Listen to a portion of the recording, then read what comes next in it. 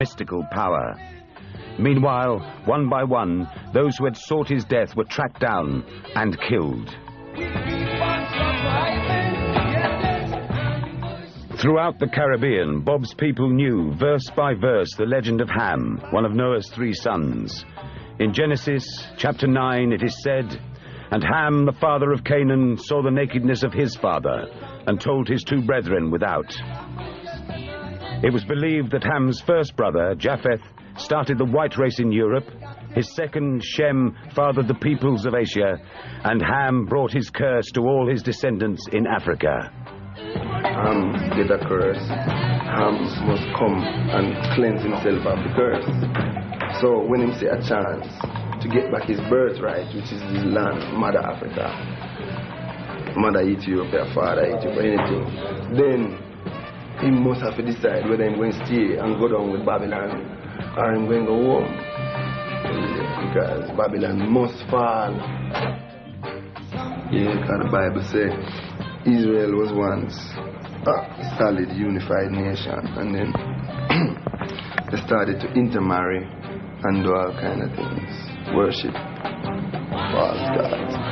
So, also Ham, which is one of the sons of Noah, which is supposed to be the black man, laughed at his father's nakedness when his father was asleep and drunk, and God put a curse on Ham, which is the curse that we have been experiencing for all these years. So it's up to us now to lift ourselves out of the gutter. You know, who want to stay still, but we want to come out. Man is born as man. Man is just man. So man evolved into whatever. Man grew, man was one man. Then God said, well, how we going to make you procreate? So he make a next man, but a different kind of man, and call it woman, which is from man. So the 2 of them must come together now to carry on the life of man. So them procreate, and more people come with different minds, because there was one mind. But the devil wants try and do anything what God can do, so make more minds. So you have different minds. So Ham, Shem, and Japheth are 3 different minds, 3 different people. Ham get the curse.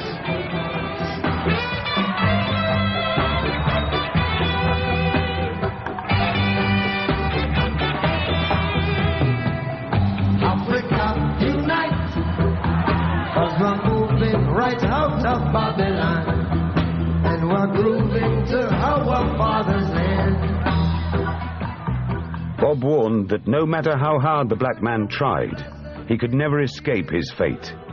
Ham's punishment was to serve his 2 brothers, and that was why the black man has been in service ever since. Rasta man.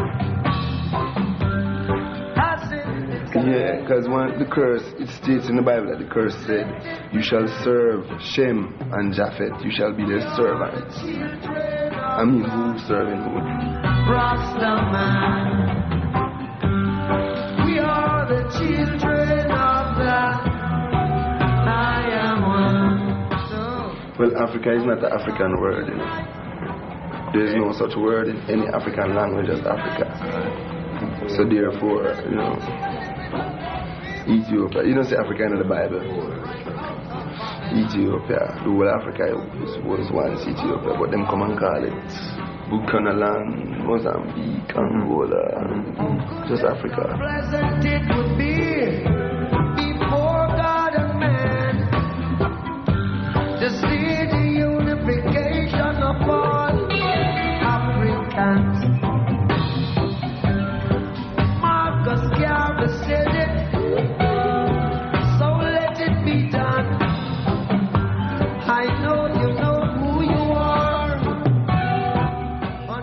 In 1978, Bob courageously brought the people of Jamaica together with the One Love Peace concert. He joined hands with politicians and demanded peace. The civil war between his people had to end.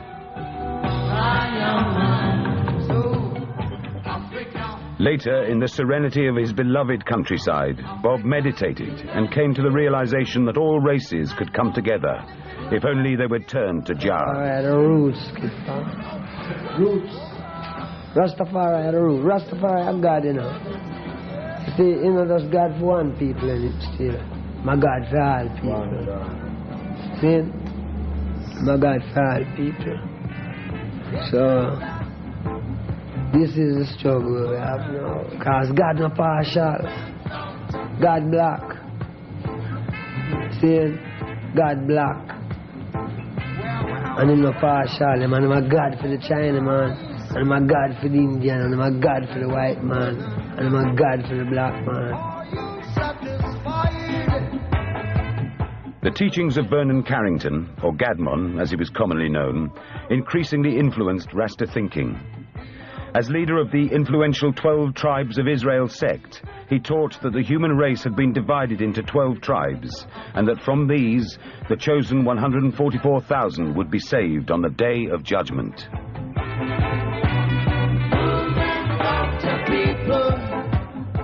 I'll tell you how to do it.